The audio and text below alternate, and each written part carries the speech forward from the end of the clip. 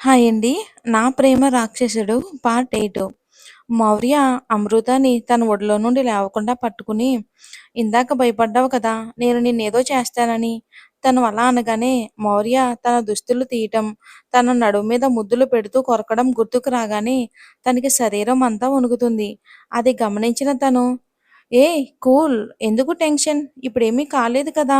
అమృత మళ్ళీ ఏడవడం స్టార్ట్ చేసింది. ఎంత ఆపుదామన్నా కంట్రోల్ కావట్లేదు.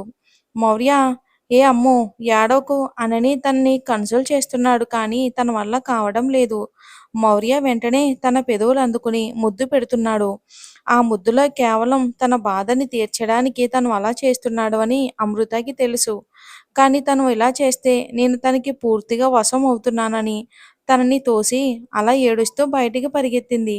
మౌర్య అమృత ఎక్కడికి ఆగు అని తన వెనకే పరిగెత్తి తనని పట్టుకుని కౌగిలించుకుని ఏం లేదు అని తన వెన్ను నిమురుతూ ఉన్నాడు.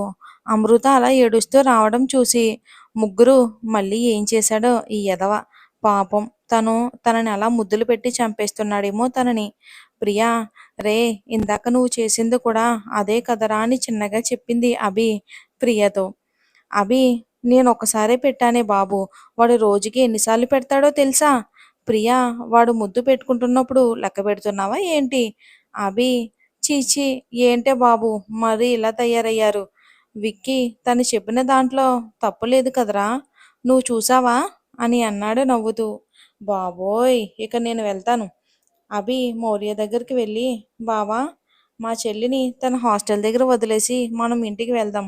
ఇప్పటికే ఆలస్యం అయ్యింది.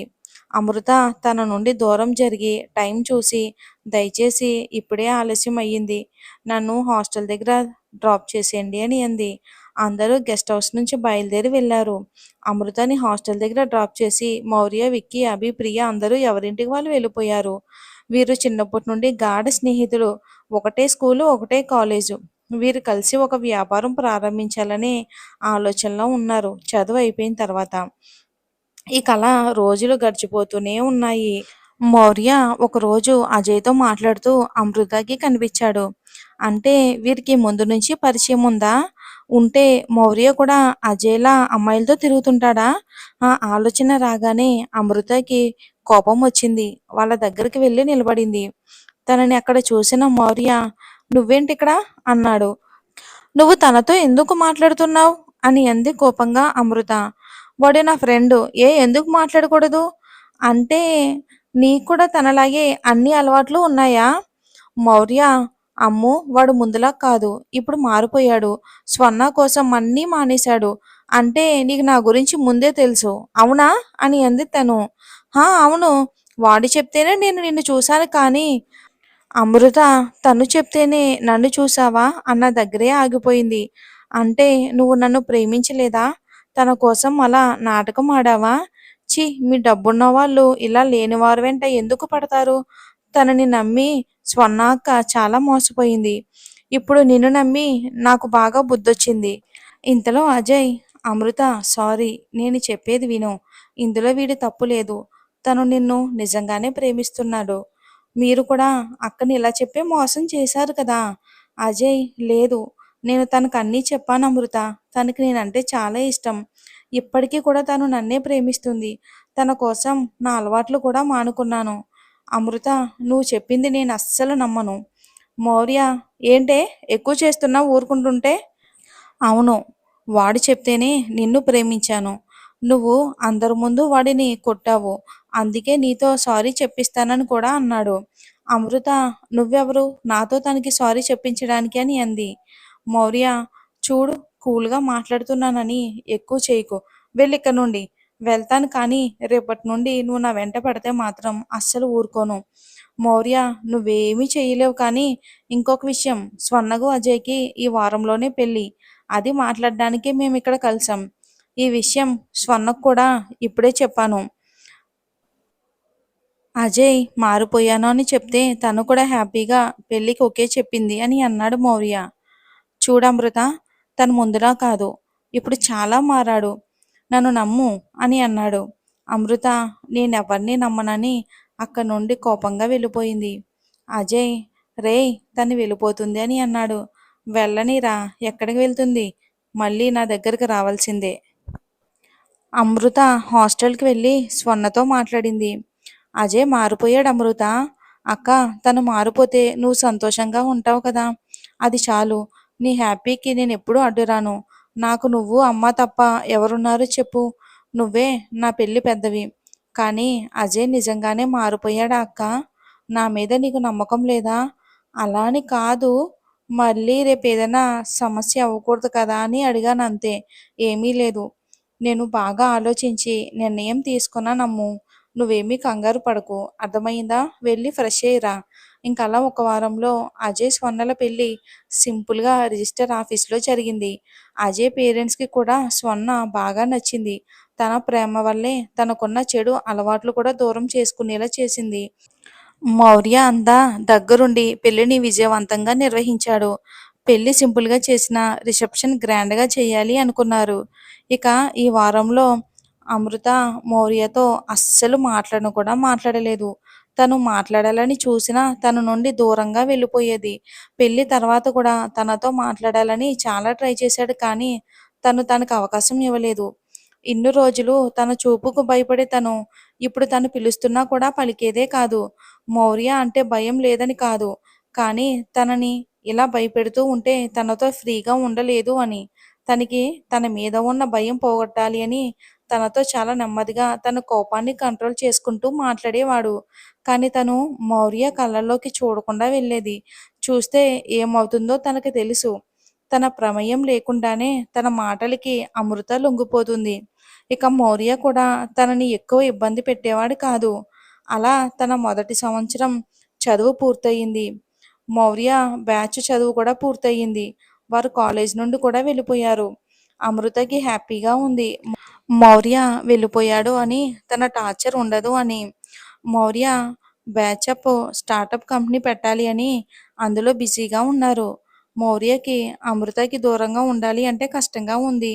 కానీ తప్పలేదు. 6 నెలలు అందరూ బిజీగా ఉన్నారు. అమృత చదువు కూడా ఇంకో 6 నెలలో ఉంటే పూర్తయిపోతుంది. ఇక మౌర్య బ్యాచ్ బిజినెస్ కూడా అప్పుడే స్టార్ట్ అవడంతో అప్పుడే కొంచెం కొంచెం మెరుగవుతుంది. మౌర్య తను అనుకున్నది సాధించిన తర్వాత, రే అభి, ఈరోజు మీ చెల్లిని చూడడానికి వెళ్తున్నాం. ఇక అంతే, ఇన్ని రోజులు వీరు టార్చర్ లేదు అని హ్యాపీగా ఉంటుంది. మౌర్య అమృతాన్ని చూడాలని చాలా ఆతృతగా కాలేజ్కి వెళ్ళాడు. తన కోసం వెయిట్ చేస్తూ ఉన్నాడు. కాసేపటికి కాలేజ్ వదిలి అందరూ వెళ్ళిపోతున్నారు. అమృత మాత్రం అసలు ఎక్కడా కూడా కనిపించట్లేదు. ఏంటి, తను ఈ రోజుకి కాలేజ్కి వచ్చిందా లేదా అని ఆలోచిస్తున్న టైంలో అందరూ వెళ్ళిపోయాక కొంతమంది విద్యార్థులు మాట్లాడుకుంటూ వస్తున్నారు. మౌర్య అమృతాన్ని చూశాడు. ఇన్ని రోజులు చాలా కష్టంగా ఆపుకున్నాడు. తన కెరియర్లో ఏమన్నా సాధించేంత వరకు తనని చూడకుండా ఉండాలి అని. కానీ తన శ్రమ ఫలించింది. తను అనుకున్నది సాధించాడు. అమృతాన్ని చూస్తున్న మౌర్య ఫేస్లో ఒక్కసారిగా కోపం కనిపిస్తుంది. తన చేతి పిడికిలి బిగించాడు. అమృత తన క్లాస్మేట్ అయిన ఒక వ్యక్తితో నవ్వుతూ మాట్లాడుతుంది. అది చూసిన మౌర్యకి తన కోపాన్ని కంట్రోల్ చేసుకోవటం కూడా రావట్లేదు. ఇంకా వారిద్దరూ చాలా చనువుగా ఉన్నారు. ఇది భరించలేకపోయాడు. తను అమృతకి బాయ్ చెప్పి మళ్ళీ కలుద్దామని వెళ్ళాడు.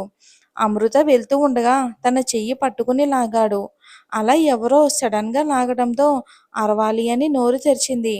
మౌర్య వెంటనే తన పెదవుల్ని తన పెదవులతో మూసేశాడు. అక్కడ ఏం జరుగుతుందో కాసేపటి వరకు అర్థం కాలేదు అమృతకి. తను మౌర్య అని తెలిసి తన నుండి దూరం జరగాలని చాలా ప్రయత్నించింది, కానీ తన వల్ల అస్సలు కావటం లేదు. కానీ మౌర్య తన జుట్టు పట్టుకుని తనని కదలకుండా తనకి ముద్దు పెడుతున్నాడు. తను చాలా కఠినంగా పెడుతున్నాడు. తనకి తన మీద ఉన్న కోపం ముద్దులో తీర్చుకుంటున్నాడు.